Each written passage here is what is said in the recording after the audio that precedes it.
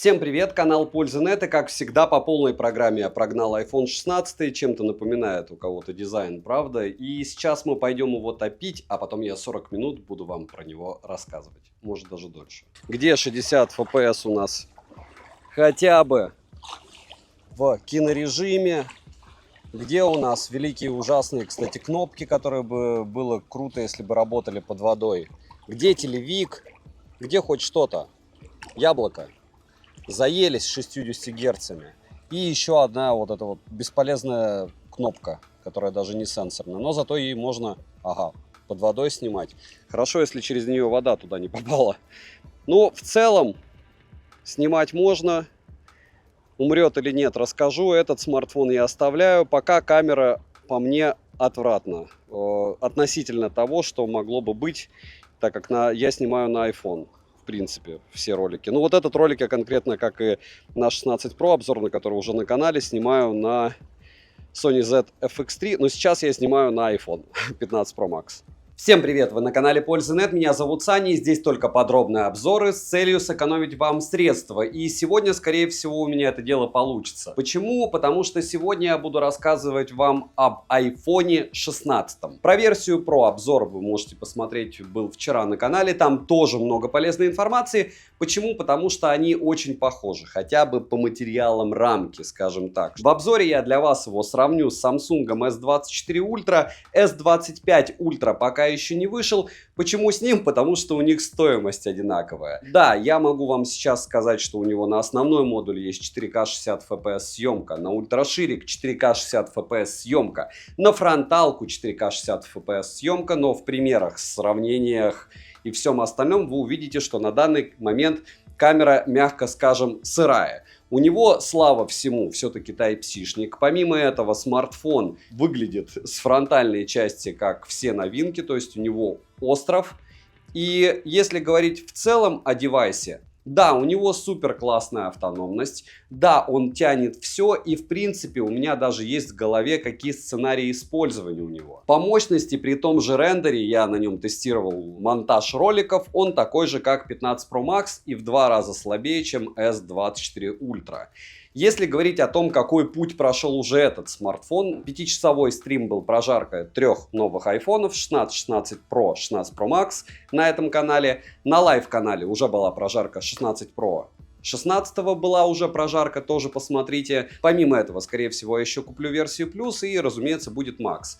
На лайв-канале будет обзор вот такой вот одним кадром, где вы увидите, как отрабатывает его основная камера. Как только я все-таки найду идеальный способ сделать камеру нормальной, либо после того, как они выкатят новую прошивку, либо сделают так, как есть, потому что на данный момент камеры не фонтан.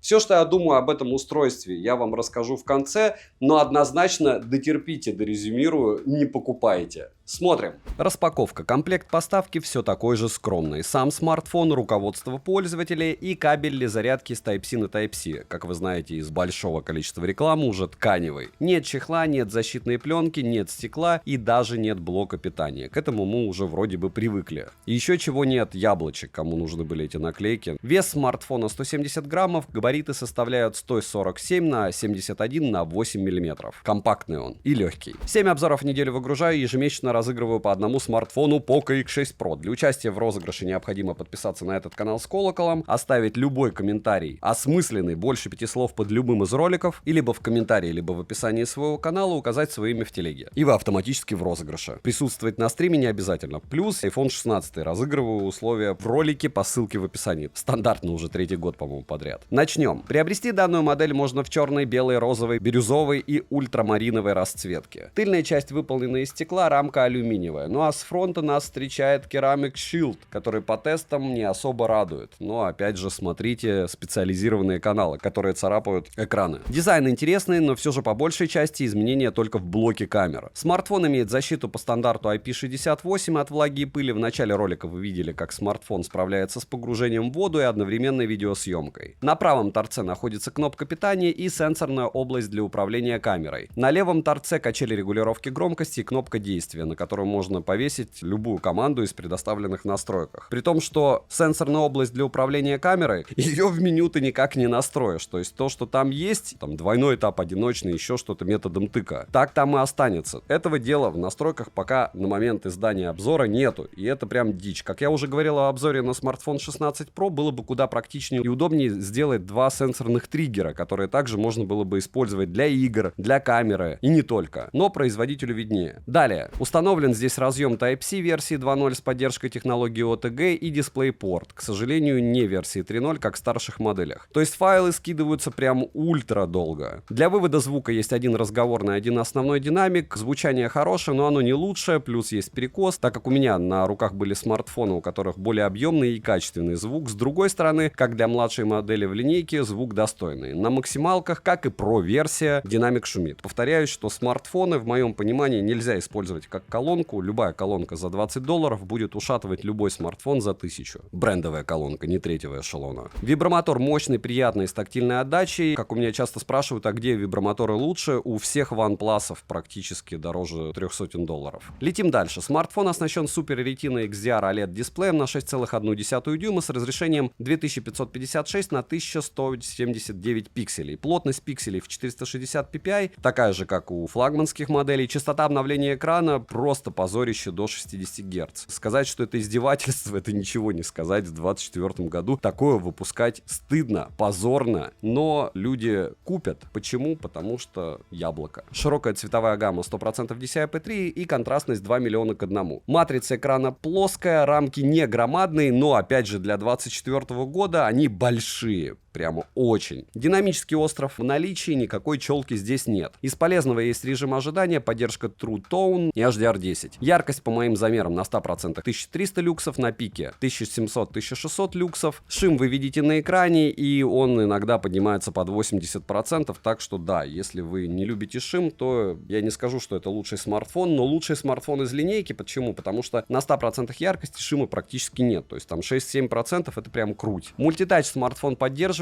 10 касаний у меня получилось на нем получить, но тач отвратный, играть неприятно. Я не знаю, если вам хоть раз попадет в руки какой-нибудь смартфон под брендом Asus игровой, вы поймете, о чем я говорю. Да, относительно обычных смартов по $150 смартфон хороший, особенно относительно третьего эшелона. Но ощущение от тача даже без защитной пленки и стекла, что он как будто липкий. Если говорить про поверхность, повторяюсь, что когда ты пойдешь и потрогаешь в руках 15 Pro линейку, тактильно намного легче и приятнее держать именно 15-ю линейку, потому что структура металла более гладкая, она подразумевает, что 16-ю линейку будет сложнее удержать в руках, и она реально более скользкая и менее тактильно приятная, лично для меня. У вас может быть абсолютно другие ощущения, но обязательно дойдите до магазина, когда они там появятся, и потрогайте, потому что с этим вам контактировать. Напоминаю, что мой основной смартфон был год, iPhone 15 Pro Max, съел он у меня 11% заряда, я на него снимал ролики, которые вы последний год на этом канале видели. Разблокировать экран можно при помощи Face ID и код-паролем. Конечно же, мы все надеялись, что в этой кнопочке будет сканер отпечатков пальцев. Хотя бы в кнопке, если не в экране, но нет. Зарегистрировать биометрические данные можно только одного лица, но можно добавить альтернативный внешний вид и в маске, и в очках, и всего чего. Работает все великолепно, без нареканий. Летим дальше. Здесь установлен новый бионический чип Apple A18 Bionic с техпроцессом 3 нанометра, 6 ядрами и максимальной частотой 4,4 ГГц. Графический процессор имеет 5 ядер, а нейронный движок 16 ядер. Оперативная память на 8 ГБ, внутренняя на выбор 128 ГБ, которую я купил, 256 ГБ и 512 ГБ. Система iOS 18.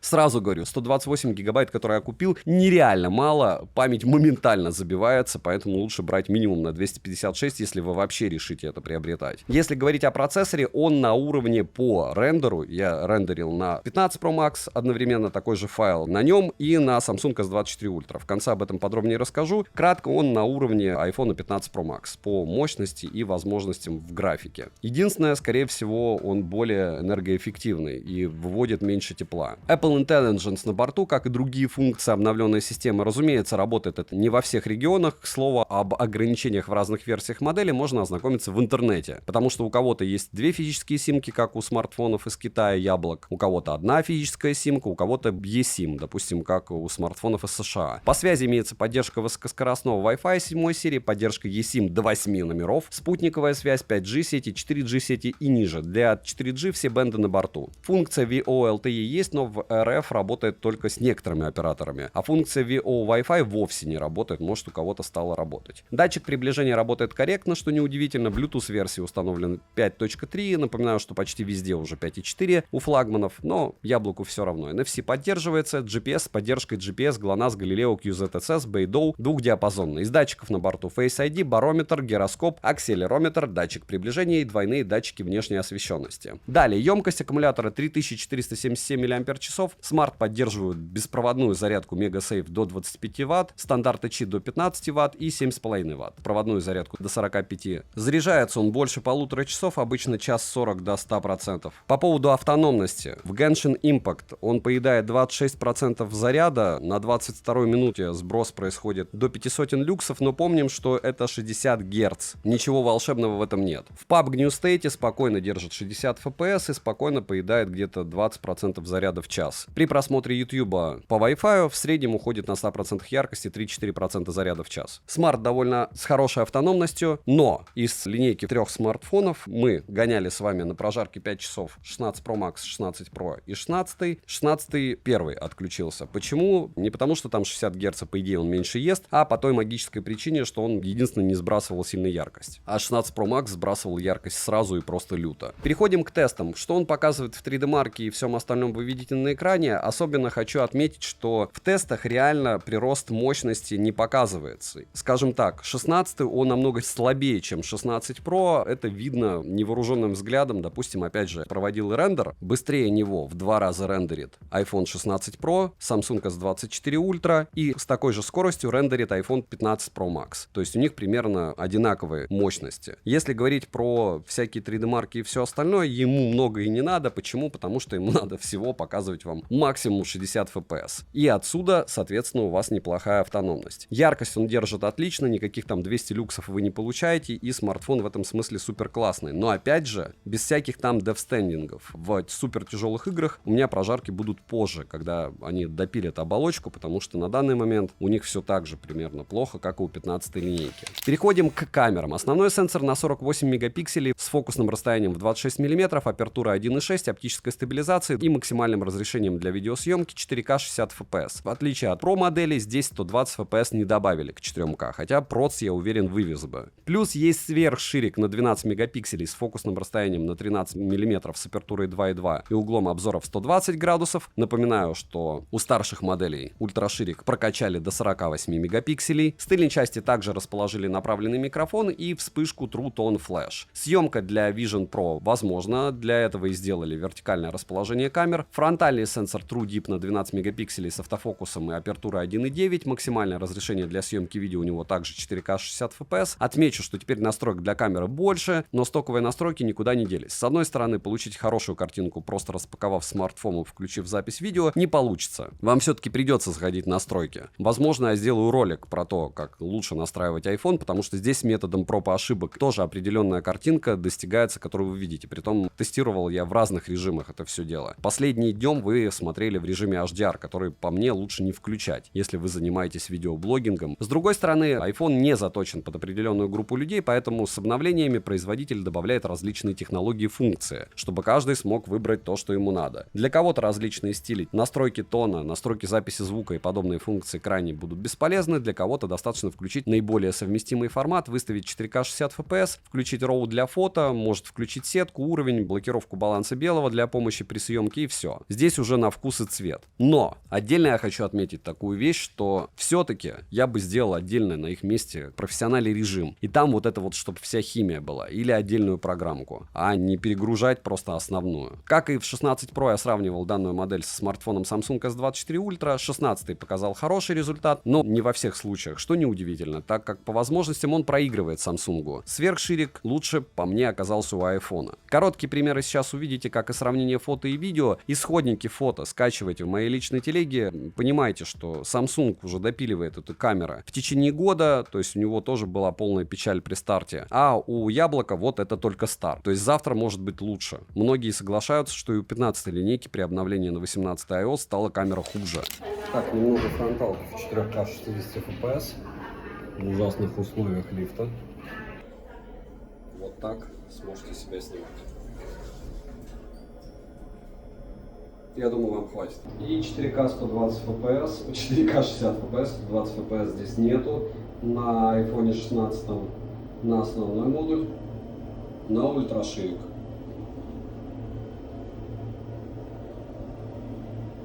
Еще раз основа. Вот так сможете снимать в лифте. И, допустим, X2. X2. Стоимость, кстати, одинаковая. Даже S24 Ultra дешевле. Вот так. 4К 60 FPS, основа. Максимально медленная съемка. Вот так сможете снимать все эти прелести. Дождевые. Это вот так дождь можно снимать. Фэншуй. Ультраширик. И X2, допустим.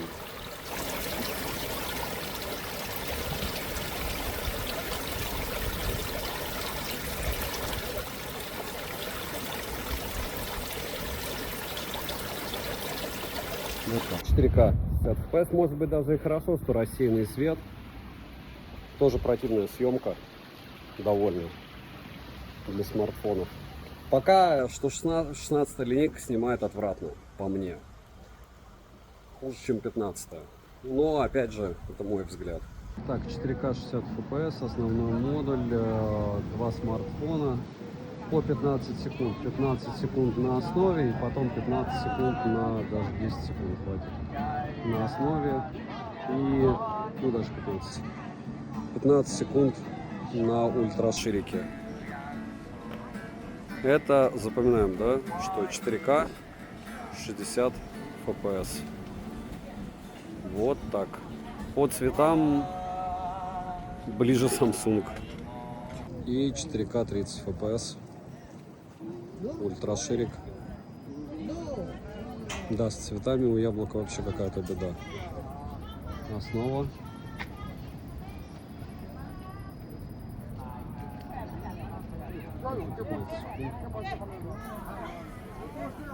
Буквально.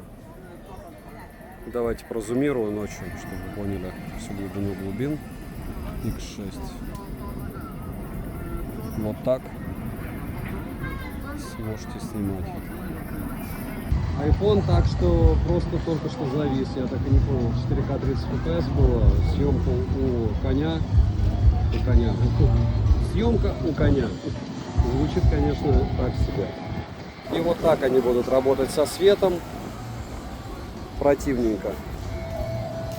Ультраширики. Раз, два, три, четыре, пять. Не менее противно. 4К 60 FPS, ультраширики будут работать примерно вот так.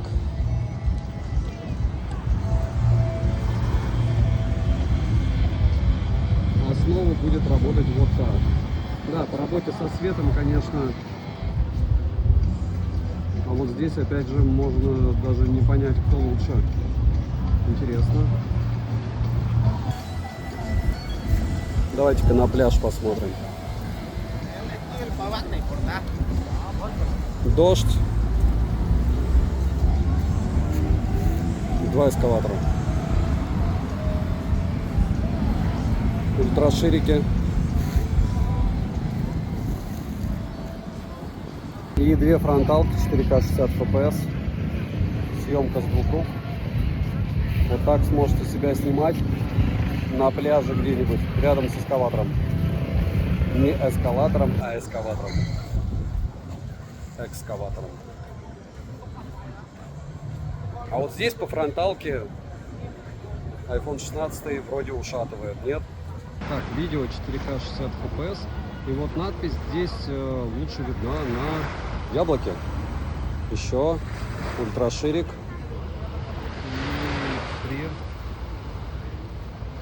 Так, давайте на основу. Переходим на основу. Смотрим, что на пляже.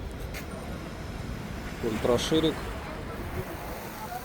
И в целом вот так сможете снимать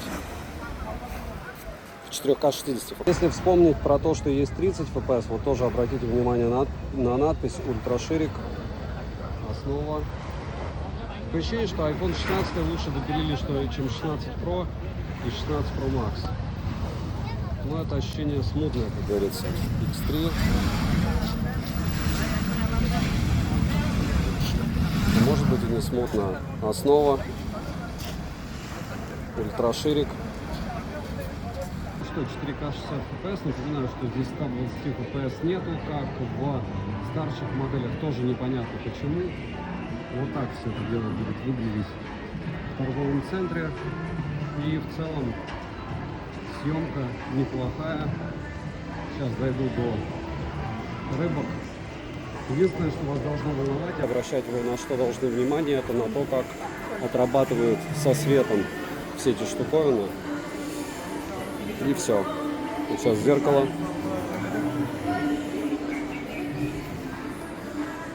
Ультраширик. Финал. Фронталка 4К 60 FPS, ТЦ. ТЦ плюс-минус одинаковое освещение всегда. Очень выгодное, лучше студийного. Много пространства, поэтому смарты должны выглядеть клево. Съемка, во всяком случае, должна выглядеть клево. И стандартный 4К 60 FPS, основа, ультраширик. Понеслась теперь ночная съемка той же локации. Не романтично, но зато реалистично. Вот так сможете снимать ночью. Эта кнопка на все реагирует. Почему-то в iPhone 16, 16 Pro и 16 Pro Max она не реагировала на все. Основа.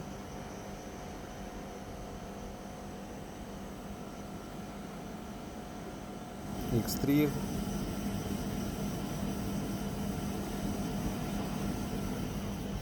Вот, хотя на Samsung ничего не видно, как-то шумов меньше. Ну и хватит. Понятно, что максимум X6 здесь и максимум X20 здесь. 4К 60 FPS, еда. Азиатская. Вот так оно будет выглядеть.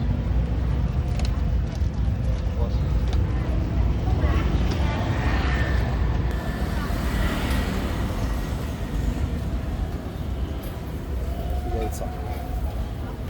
Ультраширики. Яйца. 60 FPS, 6 часов 5 минут утра, только что закончил стрим, подсъем, и вот так вы сможете снимать на эти два смартфона. У меня Игорь, оператор, даже не поверил, что у меня настройки стоят без автоподбора частоты. Еще раз проконтролировал настройки у айфона, все у него по Samsung. Я не понимаю, почему такая огромнейшая разница по качеству видеосъемки. Ну, опять же, почему? Я сейчас вам расшифрую, и я думаю, что вы прекрасно...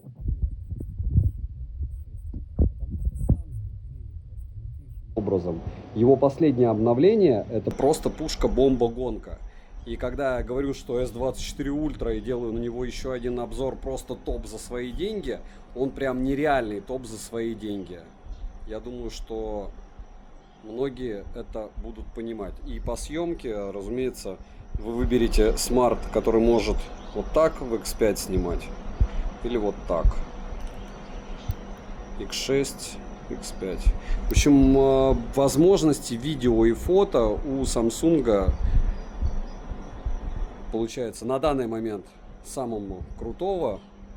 При покупке на каком-нибудь там Авито нового, это просто небо и земля относительно iPhone 16 во всем. 4К 60 FPS, основа, как говорится, съемка с двух рук. И, как говорится, съемка с двух рук. И повторяю, что на iPhone 16 будет еще просто бешеное количество примеров, потому что я его оставляю, я его буду сравнивать с разными девайсами. И все, как мне вчера в комментах писали, вот сейчас ультраширик 4К 60 FPS, им просто необходим, когда ты прилетаешь в новый город, Ну, хорошо. Как много людей летают каждый раз в новый город, используя ультраширик, это тоже вопрос. И второй момент по поводу камер. Я вижу, что Samsung ушатывает яблоко ночью, да и не только ночью, по полной программе. И обычно в конце ролика я об этом говорю. Кстати, какие-то странные X6, да, вот оно, фокусное расстояние разное. Здесь эквивалент X6 3.2 для Samsung. А на яблоке X6. Вот X20 максимум и X6 максимум. Ощутите, как говорится, всю глубину глубин. Очуметь. Самс, конечно. Так, ну что, день, 4К 60 FPS, HDR включен, высокоэффективный формат включен. И вот сейчас уже, как говорится, методом проб и ошибок у яблока должна быть более-менее нормальная картинка. Опять же, они все еще будут допиливать, но я говорю, вот эта вот тема, когда ты должен подбирать, ну, 3 дня понадобилось для того, чтобы примерно прикинуть, как получить адекватную картинку на айфоне. И то не факт, что она супер адекватная, будем ждать, когда ее допилят, потому что когда ты заползаешь в настройки, чтобы потом получить нормальную картинку, это, конечно, не уровень смартфона за 80 кусков, вообще никак. То есть, допустим, автоподбор частоты, понятно, чтобы ночью у нас не было вот этих фризов. Его мы отрубаем желательно. Но опять же, если будет автоподбор частоты ночью, то, как правильно говорят, в каком-то смысле смарт будет вытягивать больше информации из кадра, и пусть будет шумов, скорее всего, больше, но и вещей вы видеть будете больше тоже. Сейчас вы можете оценить и стабилизацию, и картинку, вот, допустим, против солнца. Напоминаю, что лазером светить в смартфоны не надо, потому что это может просто убить матрицу довольно легко. И вот так вы можете снимать утром всякие прелести. Продолжение с 4К 60 FPS, но отмечу еще, что здесь 120 FPS нету, в отличие от 16 Pro и 16 Pro Max. И притом они могли бы быть, кстати, потому что ничего, мне кажется, не мешает, кроме того, что номерная серия это просто 16. Вот и все. И вот так на ультрашире, как мне многие говорят, повторяюсь, лети куда-нибудь и на ультраширик снимай. Ну вот летите и можете вот так снимать. Это X3, кстати. Давайте X6 максимум и X6 здесь. Хотя они абсолютно разные, мы это уже видели. Вот так сможете снимать на X6 разные объекты. И фронталка 4К 60 FPS. Проверка роллинг шаттера. Вот так сможете себя снимать днем. Все равно контраст как у пикселя, да, у яблока. Ну, если просто снимать на него и ни с чем не сравнивать, то, разумеется, картинка вам, по идее, должна понравиться. И автофокус вроде бы нормальный. И с деталями все хорошо. И плавненько все. Можно и с одной руки снимать. Но, как говорится, основа ультраширик, основа X2, максимум X6, основа из двух рук, максимально плавно пытаемся поснимать. Главное на кнопку нечаянно не нажать, на эту мракобесную. Ее за это законопатить. И фронталка 4К 60 FPS. Раз, два, роллинг шаттер. И вот так, если на штативе колбасится. Но это не штатив, это рука. Ну что же, 4К 60 FPS, iPhone 16. И в руке он, конечно, лежит комфортно, легкий такой, компактный, приятный смарт. Вот так сможете снимать с одной руки. Так, ну китайцам, как всегда, все равно вообще, где проезжая часть, а где не проезжая. Им, как минимум, жизнь не мила вообще. Глубоко все равно. Все равно много, их много. Наверное, поэтому. Так, вот так примерно сможете снимать 4К 60 FPS. И вот сразу сходу 4К 30 FPS, те же условия. Основной модуль, ультраширик. Ну, ультраширик ночью вообще все камеры.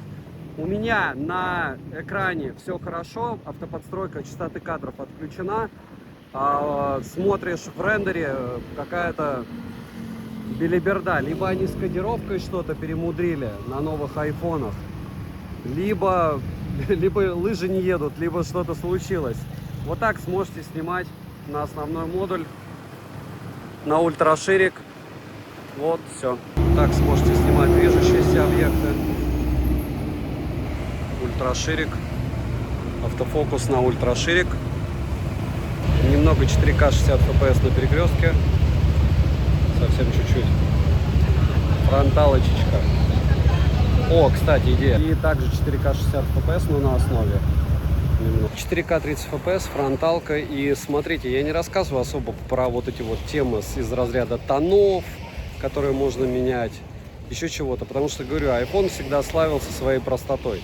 Вот это вот 554 настройки, пошли они в топку, и пусть идут к андроиду, мое мнение. Это раз. Два. Не все так просто, мне так кажется. Хорошо, что, наверное, они сделали это дело встроенным, но все равно. И все эти настройки с микрофоном, такая же штуковина, по большому счету. Копайтесь, ройтесь, но это тоже уже непросто. Я бы выставлял просто всегда стерео.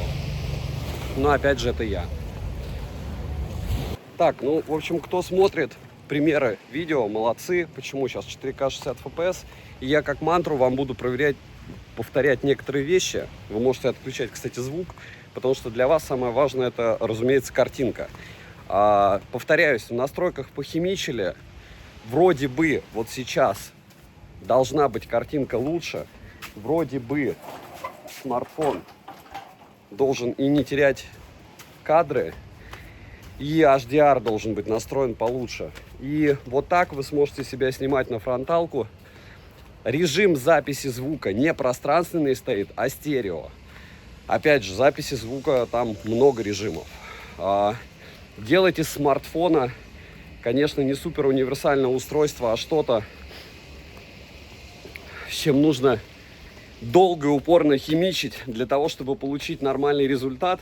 Может быть, реально сделаю ролик маленький, как настроить съемку на айфоне, для того, чтобы не плакать, что ты его приобрел. Но самое главное, 4К 60 FPS, фронталка вот такая. Повторяю, что на киноэффекте 60 FPS они не завезли. Здесь еще нет 4К 120 FPS. И помимо этого в пространственное видео там в таком качестве пишется, что ну, есть, конечно, смысл снимать его. Но это все в зачатках. Надеюсь, что с прошивками они что-то додопилят. И где-то что-то будет поинтересней. На основной модуль не переключиться. И вот, кстати, отсутствие возможности переключаться на основной модуль. На ультраширик можем, телевика здесь нет. Так вот, с фронталки на основу он, получается, сразу уже проигрывает по этому функционалу просто Samsung. И не только, кстати. И это печально. Ну что, как говорится, мухи отдельно, котлеты отдельно. Вот это X2, это ультраширик. Съемка в лифте. Мы это уже делали, мы это уже видели.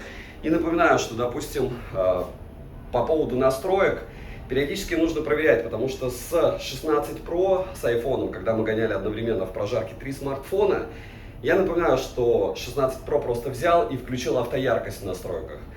То есть, если вы отключили автояркость, как я, допустим, делаю, или что-то сделали со смартфоном и вы видите, что это не работает, допустим, в настройках камеры у меня кое-что уже слетало, помните, что iOS, к сожалению, может делать то же самое. Пруфы, опять же, на стриме, поэтому я и делаю все в онлайне. Идеальных вещей нет, а ультраширик, разумеется, в диких шумах, чтобы вы видели разницу по видео, основа норм, прям норм. И еще раз, ультраширик, точнее фронталка, вот что значит 7 утра ложиться. Но вам главное же примеры, правильно? И этих примеров, сравнений и всего остального будет море. То есть я и с Realme GT 6 китайским, который до меня дойдет, буду его сравнивать. И с чем только не буду сравнивать. Точнее, буду со всем. То есть у меня будет ходовые. Это iPhone 16 и вот. А вот за что я люблю и почему мне нужны эти яблочки. Вот смотрите, с автофокусом вы можете сказать девочку, вот, фигурку, снимает он плохо. Но лучше, чем снимают яблоки, вот эти вот всякие предметы, в плане автофокуса не снимает никто. Хотя, опять же, на яблоке, вот сейчас я делал обзор, и весь обзор я снял практически на Sony FX3. FX30 иногда тоже бывает. Вот. Так, всем, кто досмотрел до этого момента, огромное спасибо, но хочу отдельно отметить, что если вы реально интересуетесь мобильной фотографией, скачивайте исходники, так же, как и видео, потому что, вот, допустим, когда я снимал фото и видео, мне казалось, что яблоко сливает по полной программе, но в некоторых моментах оно плюс-минус также отрабатывало. Допустим, если брать ночные фотографии и работу со светом, вот смотрите, JPEG у Samsung. Первое мнение у меня было, что со светом яблоко работает более отвратно.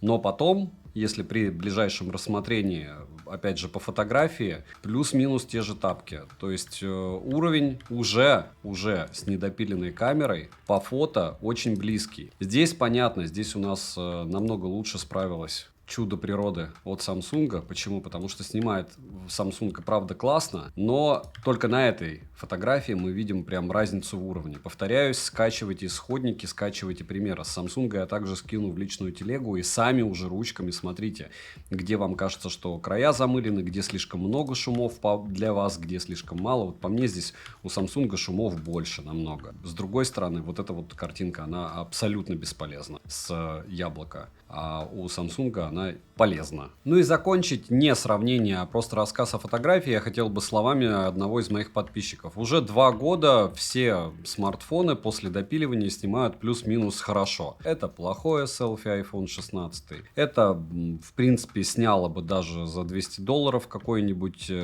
устройство, особенно с Google камерой, в принципе, не хуже, если брать эту ночную фотографию. Плюс огромный айфону за то, что он угадывает цвета, но темные участки он не супер вытянул и не очень хорошо отработал стаб, не очень хорошо он отработал со светом, даже без сравнений. Это супер удачный ракурс. Почему? Потому что, как правильно говорят, если у вас постановочное видео и постановочное фото, все у вас будет отлично. Это как вот эта фотография на ультраширик. Она печальна, то есть она и растянута, и деталей мало, и всего остального. Но за счет того, что картинка приятная глазу, вам кажется, что вот, снимает нормально. Хотя это не так. Видите разницу? И она разительна. Но к чему это все? К тому, что снимает смартфон уже неплохо. Конечно же, не на свою стоимость. По фотосъемке я считаю, что многие китайцы, если бы еще угадывали цвета, были бы на голову выше айфона, если бы угадывали. Но очень часто они не угадывают. Поэтому скачивайте исходники, ждите еще месяцок. Если вы фотофанат, то яблоко не про вас. Если вы про то, чтобы размещать фотографии в каких-то социальных сетях, то яблоко однозначно для вас. Потому что, опять же, магия вот этого вот, что видео, что фото, в том, что когда ты выгружаешь и происходит сжатие с айфонов и iOS устройств, вот эти вот все фотки, они максимально хорошо выглядят в социальных сетях.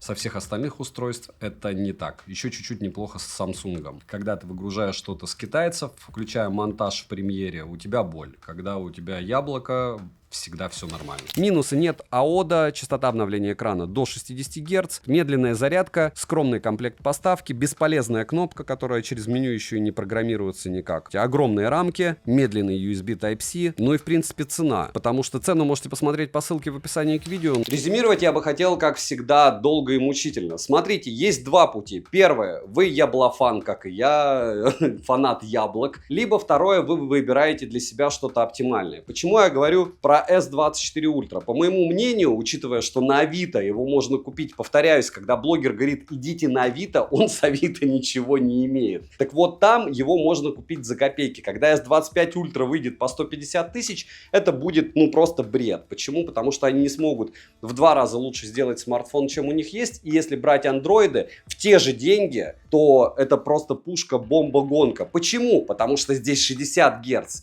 И это просто стёб в 2024 году. Здесь нет ничего, за что можно зацепиться человеку, который знает разницу между 60, 90 и 120 герцами. Но вдруг вы ее не знаете.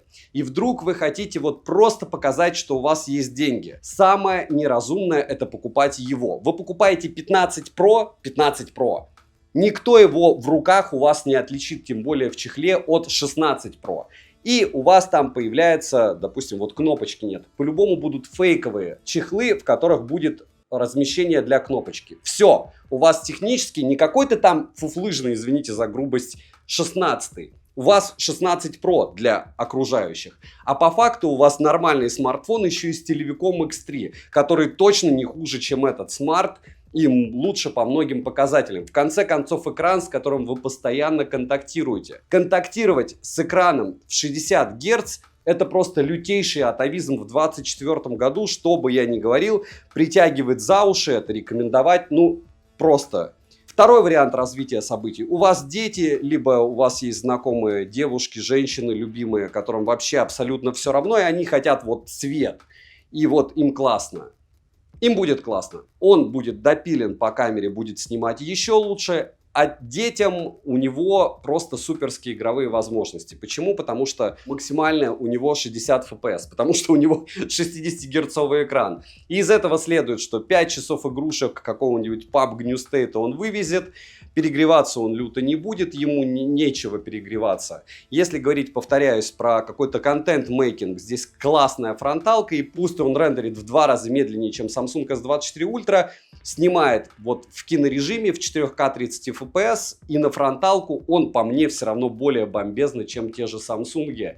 И для контент-мейкинга это прям супер. В итоге у вас супер маленький компакт с издевкой в 60 Гц. То есть у меня нет особых претензий по поводу рамок. 128 гигабайт в минимальной версии — это просто шлак. У меня нет претензий по поводу Type-C-шника. Большинство, наверное, будут пользоваться Wi-Fi. Но они специально сделали 16-ю версию во всем, в принципе, адекватную, кроме одного. Это экрана. С другой стороны, они добавили сюда изюминку в этот экран. Его плюс. То, что он почти бесшумный, в отличие от Pro и Pro Max. Так что все, что я мог, я вам рассказал. Вряд ли это кого-то отвернет из тех, кто не смотрит обзоры. Но если вы смотрите обзоры и примерно прикидываете, что у вас 80 тысяч рублей, купите вы себе топовый Android, который ушатывает все. Притом с нормальной ликвидностью. То есть это не какой-то там, извините за грубость, я люблю Oppo, но это не Oppo и не Vivo, которые ты потом очумеешь продавать. Если хотите яблоко, выделываться так по полной программе, точно не 16-м. Покупайте 15 Pro, запихиваете его в чехол и все. Желательно, разумеется, это делать где-нибудь за границей, где айфоны дешевле. Едете в отпуск, экономите на том, чтобы переплачивать кому-то, и все. Бежать за этими цветами. Ну, цвет нужен когда? Когда ты носишь его без чехла. Без чехла вот эти устройства намного хуже, чем 15-я линейка. 15-я линейка тактильно намного приятнее, и ее держать в руке намного легче, потому что она менее скользкая. Вот тупо. Сила трения. Вот здесь первый громадный фейл. Это кнопка, которая не программируется вообще никак. Вот здесь можно программировать эту кнопку, а эту кнопку нельзя. И она бесполезна, потому что у тебя здесь один палец, а не два. Рептилоиды, привет вам. И здесь у тебя 4 пальца, а не 3. Печаль, и можно было бы телевик добавить, как минимум. Все, что мог, сказал. Его я еще оставлю. Буду сравнивать с бешеным количеством андроидов и Pixel 9. И там, что там еще выйдет, и с Xiaomi-шками новыми. Так что по камерам все увидите, исходники фото в моей личной телеге. Подписывайтесь на канал с колоколом, пишите, чтобы продолжал. И напишите, купите ли мне версию плюс, и рассказать ли вам чуть-чуть позже, для того, чтобы мы поняли, чем и как и что они допилят. Надеюсь, они выпилят эту кнопку. Либо сделают вместо 2 кнопок 2 триггера. Девайсу от меня однозначно да. Подписывайтесь на канал с колоколом. Добра и удачи вам, дорогие друзья. Но, опять же, в вакууме, да. Вы же понимаете, если вы забыли про то, что существует рынок и другие модели, и другие смартфоны, то, конечно, он работает.